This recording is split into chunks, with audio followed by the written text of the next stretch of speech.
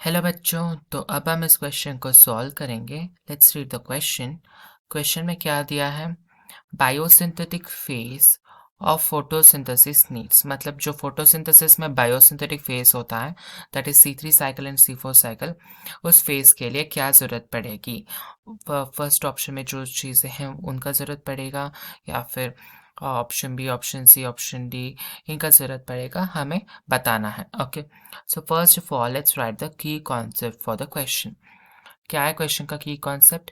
की कॉन्सेप्ट है क्वेश्चन का बायोसिंथेटिक फेज के बारे में। Okay, it is regarding biosynthetic phase. Okay, so पहले जो लाइट रिएक्शन होता है ना, उसका प्रोडक्ट्स लिखते हैं, उसके बाद हम बायोसिंथेटिक फेज के लिए जो चाहिए उनका नाम लिख लेंगे। ओके, सो पहले लाइट रिएक्शन होगा ना, लाइट रिएक्शन होगा ना, या सो लाइट रिएक्शन में what will be given as a product, जो प्रोडक्ट्स लाइट रिएक्शन में आते हैं उनका लिस्ट तैयार करना है अब।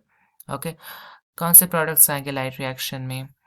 फर्स्ट एंड फॉरमोस्ट एटीपी आएगा, है ना। उसके बाद क्या आएगा?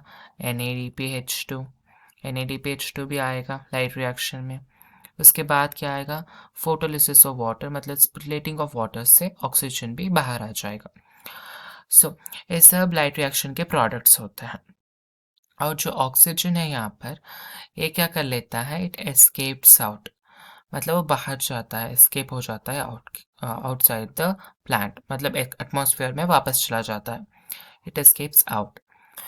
अब क्या बचे हैं? ATP और NADPH2। इनको अब डार्क रिएक्शन यानी बायोसिंथेटिक फेज में लिया जाता है। डार्क रिएक्शन, बायोसिंथेटिक फेज को डार्क रिएक्शन भी कहा जाता है, मगर it is not valid that ये सिर्फ डार्क में होता है, नाइट टाइम में ही होता है। डार्क रिएक्शन इसलिए कहते हैं क्योंकि इसके लिए लाइट की ज़रूरत नहीं पड़ती, does not require light. Dark reaction होने के लिए लाइट की आवश्यकता नहीं होती, ज़रूरत नहीं होती है, does not require light. Okay, इसलिए हम इसको डार्क रिएक्शन कहते हैं। डार्क रिएक्शन मतलब ऐसा नहीं कि सिर्फ नाइट पे होता है।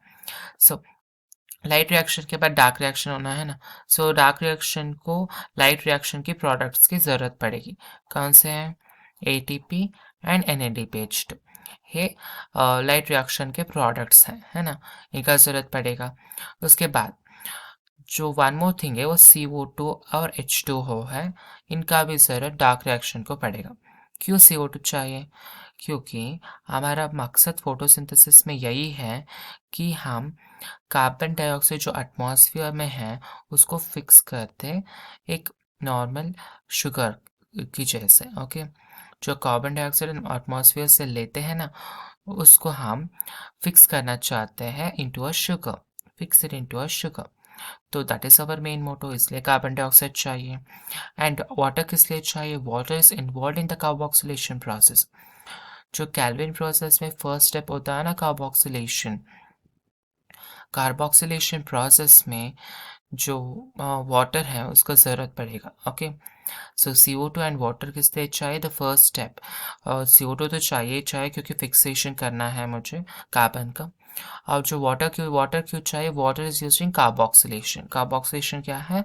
First step of Calvin cycle. Calvin cycle का पहला स्टेप है, first step of Calvin cycle, मतलब कार्बन डाइऑक्साइड फिक्सेशन के लिए मुझे वाटर भी चाहिए। ओके, सो इसलिए water is also essential. Okay, तो इतने रिएक्टेंट्स या इतने चीज़ें हमें चाहिए एक डार्क रिएक्शन करने के लिए या फिर बायोसिंथेटिक फेज करने के लिए। तो हमारा आंसर क्या हो जाएगा यहाँ पर? हमारा आंसर हो जाएगा फर्स्ट ऑप्शन या फिर ए ऑप्शन, जिसमें ATP भी दिया है, NADPH2 भी दिया है, CO2 एंड H2O सब का नाम दिया गया है। So that will be our answer. Okay, so light reaction के प्रोडक्ट्स तो यूज़ होंगे डार्क रिएक्शन में, उसके साथ जो यूज़ होंगे वो है carbon dioxide and water. It is use for carboxylation, मतलब कार्बन डाइऑक्साइड फिक्सेशन करने के लिए इट इज़ यूज, दोनों carbon dioxide and water. Okay, so that was your answer. Hope you have understood it well. Best of luck. Thank you.